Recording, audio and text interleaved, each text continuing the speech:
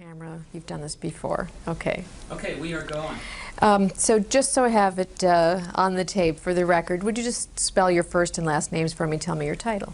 Mellody, M-E-L-L-O-D-Y. Hobson, H-O-B as in boy, S-O-N. My title is Senior Vice President. The company is Ariel, A-R-I-E-L, Capital Management, Inc. / Ariel Mutual Funds. Okay. There is a big gap in the rate at which blacks and whites invest in the stock market. Why aren't more blacks investing in stocks? Well, I think a lot of the reason that blacks have been reticent to invest in the stock market has been experience and knowledge. We just don't grow up talking about the stock market around our dinner tables. We don't have a lot of information in our normal course of day and work and things like that that have exposed us to the stock market. We don't know people who work in the industry. And so as a result of that, in an industry that is not very diverse, so as a result of that, when you put all those factors together, we've been behind the 8 ball. So part of it is lack of exposure. Is everything okay? Because you guys are We're just talking. I'm only Excuse monitoring me. channel 2. So sad, so sad. Sometimes you feel so sad, so sad. Sometimes you feel so sad, so sad. Sometimes you feel so sad, so sad. Sometimes you feel so sad, so sad. Sometimes you feel so sad, so sad. Sometimes you feel so sad, so sad. Sometimes you feel so sad, so sad. Sometimes you feel so sad. There's the big gap in wealth, and that part of that has to do with the rate at which blacks and whites are invested in the stock market. What is the single biggest factor you think which helps explain why we haven't seen more blacks invested in the stock market? If I had to think of the single biggest factor, I think it's exposure. The exposure has limited the amount of knowledge that we have as a community about investing. We didn't typically, as a community, grow up talking about the stock market around our dinner table. Investing is not a class in the average school in America. And so as a result of that, we've been behind the 8 ball. So there's lack of exposure is one thing. What about lack of money to invest? Is that a factor, or has there been, you know, when you had a black middle class coming of age, other priorities for that money originally?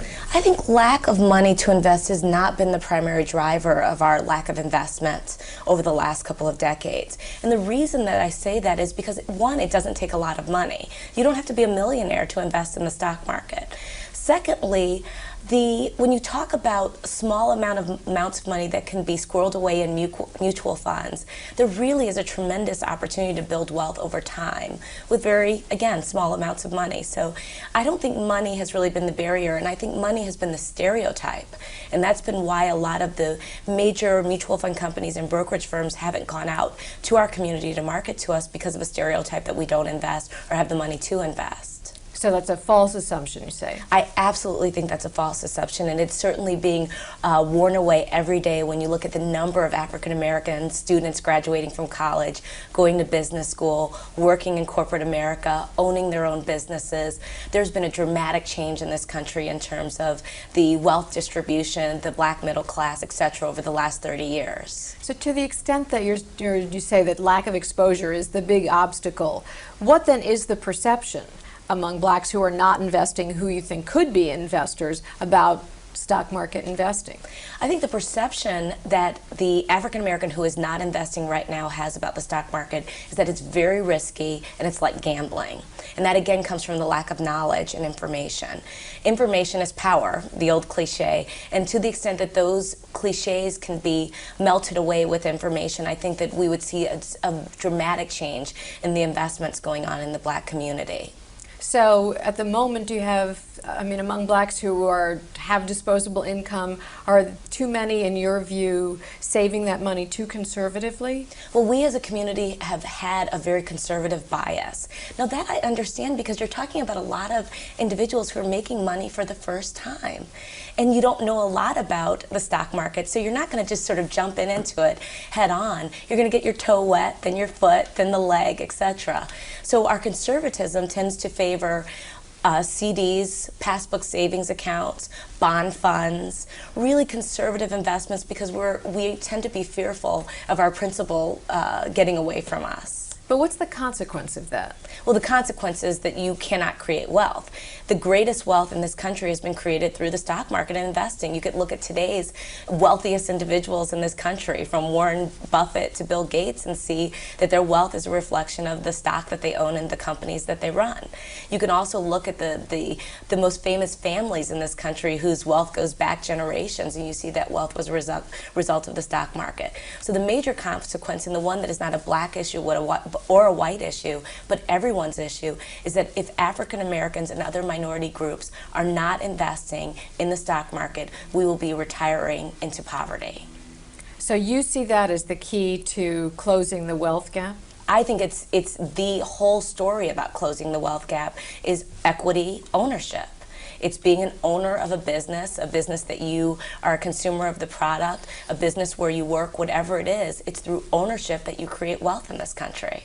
But how much a part of that is investing in the stock market? Well, because equity is ownership. If you have shares of McDonald's, you're one of the owners of McDonald's.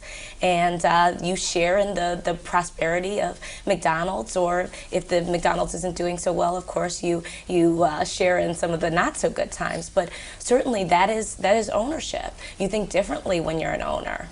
And I think it's a major psychological change that we have to make as a community, and I think it's a very, very important one. This is not just paper. This is real life money, and it's real life equity. Now, studies have been done. I talked to somebody just yesterday who said when blacks accumulate money, they can more than they just need to live on, that the priority has been to use that money for first education, secondly home ownership. Does that jibe with what has been your experience? Education is perceived to be the key to breaking out of cycles that have typically plagued our community. We put a very high value on education, and to the extent that when we surveyed African American investors, we found that as a community we're more willing to give up a leisurely retirement in order to educate our kids, for them to go to college, go to a good high school, whatever it is. Additionally, we've always just had a very strong bias towards real estate. And I've tried to understand that bias. I think part of it is knowing that there are bricks and mortar that you can go and touch, or land that you can go and visit and see, versus the stock market, which is sort of a place where you can't necessarily sort of put your hands on your investment in the same way. The other thing about real estate, when you think about the fact that decades ago, African Americans couldn't own land in this country. So you always want what you can't have. And so we've had this bias for real estate for generations now. But what is your message? I mean, is that you saying that would be that's a fine investment, real estate, or how does that investment compare with an investment in the stock market? Well, I think that there are two issues in terms of real estate as an investment. The stock market has been the best place to make money since 1926. It has outperformed all other investments, and that's just the facts of it, including real estate. So when you talk about building wealth over time, the stock market would be my first choice and priority, and what I would most recommend to individuals who, again, have time to weather the ups and downs. Secondly, as a community, because we do have such a strong bias towards real estate, we typically have real estate representing a larger portion of our overall wealth than the average person. And so when you think about diversification and some of the other ways that our money can grow for us, I would say, sure, owning a house is a great thing, but I don't necessarily believe that real estate has to be the end-all and be-all for wealth creation. The facts just don't prove it to be the best place. Okay, so do you think too many members of the black community are overweighted in real estate, as a proportion of their whole wealth, and not invested enough in the stock market? Well, absolutely, African Americans do not invest in the stock market to the same degree as our white counterparts. When we asked, do you own stock or stock mutual funds, 64% of blacks said yes, they did, versus 82% of whites. And when you think about the boon time that the stock market has over the last couple of decades, and again since 1926, you can see that some money has been left on the table. In terms of ownership of real estate, am I prepared to say that blacks are overweighted in real estate? No, I'm not, because I do think that when you look at home ownership, we as a community still don't own homes to the same degree as our white counterparts. But I do think we have a stronger bias towards real estate as an investment vehicle. The facts do prove that versus our white counterparts. Okay. One thing I found interesting is that there are comparable rates of savings among blacks and whites. Where have savings gone historically? Our savings have typically gone into very conservative investments. And it's hard to call a bank savings account an investment, but in our community we do view it as being one. Our savings have typically, our investments have typically gone to real estate. Our investments have typically gone to a conservative bond fund. So that conservative bent has very much affected the overall wealth we have created versus our white counterparts when we saved at similar rates, which is why when you look at the overall wealth difference, there's that dramatic difference, nearly half as much of wealth in the black community versus the white community at the higher income levels of $50,000 and higher. Mm-hmm. And even greater at lower income levels. Absolutely. Okay. How much ground has been lost, do you think, on account of this difference in the rate of investment participation? Instead of thinking of it as the glass half empty, I like to think of it as the glass half full. I like to think of how much ground will be made up in the next 100 years, 200 years. And I like to think of all the possibilities, which I believe to be limitless for our community, now that we get excited about this whole area of saving and investing. So I think it's impossible to quantify the decade or two that we've just missed, but I think that I still believe America will be a great place. Investing in American businesses will yield wonderful returns, and that means there's tremendous upside for the black community as well as our whole country. I have to tell you, I don't mean to be a bummer, but I talked to somebody yesterday who said, he was not optimistic looking ahead, just because even if you get started now, which is a good thing because your wealth can grow, it takes money to make money, and if you were there first, you have a head start. So even if you both invest, blacks and whites in the same things, you get the same rate of return. In terms of closing the gap, how do you do that? Just because you do it with children. I mean, that's the difference. You close the gap with young people. And that's where the great news was in our survey, that Generation X in the black community is starting to think differently about investing than their parents did or their grandparents. They were better off when they grew up. They were more likely to have had an allowance. They are less intimidated by the stock market and the topic of investing. So in a fixed environment, yes, it's hard to catch up. But as generations come and go, and all the changes that will happen in this country, I think that you will see a 15-year-old black kid and a 15-year-old white kid will have equal prospects for doing well, and the gap will be narrowed in terms of their thinking and their behavior. So to what extent now do you think stock market investing is a subject of dinner time conversation in the black community? I still think we have a long way to go. We started this discussion probably 10 years ago, Ariel, in talking about the importance of saving and investing in the black community. And it's going to take decades to right and change the biases and the myths and things like that that are out there. This is just not going to happen overnight. And we know as a country the differences in race relations and things like that. These are topics that continually flare up, need a great deal of repair in our country. This just won't happen on a dime. But the good news is that because the stock market continues to be very strong, because 401k plans have become such a dominant place for thinking about saving and investing for retirement, because there's greater coverage of the stock market in local newspapers and magazines than ever before, there's a greater likelihood to this working out and us moving quite far, much faster than we had in the past. So let me just ask you to sum this up a little bit. I mean, you essentially, Ariel funds, are targeting an underserved audience. You see a business opportunity here. What's the sell? I think the sell has to be, and we're targeting African Americans as one part of our overall marketing strategy. We want everyone to invest with us. This is not about just talking to the black investor, because at the end of the day, the only thing that people care about is the returns, and that's if you're a black person or a white person.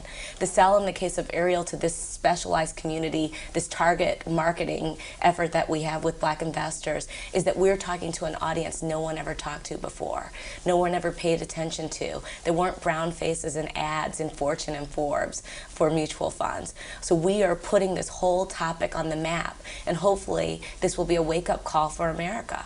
And the skeptical investor that you're on the other end, what's the message to that person? The skeptical investor who's nervous about the stock market, the message to that person is you have to be in the equity markets in order to create wealth over the long term. And so the way to get that, to allay some of the fears that exist there, is to give the facts and make sure that the individual understands that over time, with peaks and troughs, the stock market has outperformed all other investments, and I strongly believe it will do so in the future. It won't be a straight uphill climb like we've seen in the last few years, but it'll certainly be a worthwhile place to put money. So to put it another way, are you saying that they're saying to this black investor, there's an opportunity cost to you of not being in the stock market? There is absolutely an opportunity cost of not being in the stock market. You lose. We lose as a community. Your children lose in terms of the inheritance that they don't get, that the equivalent white child gets whose parents were investing in the stock market. The money that they need to buy their first house, that down payment you'd love to be able to give your child to start a business, whatever. We absolutely lose. We cannot afford as a community to overlook the power of compounding and the importance of owning equity in businesses in America. Okay. That was great, Mellody. Just give me 1 second. I just want to look at my questions and see if there's... Yeah, go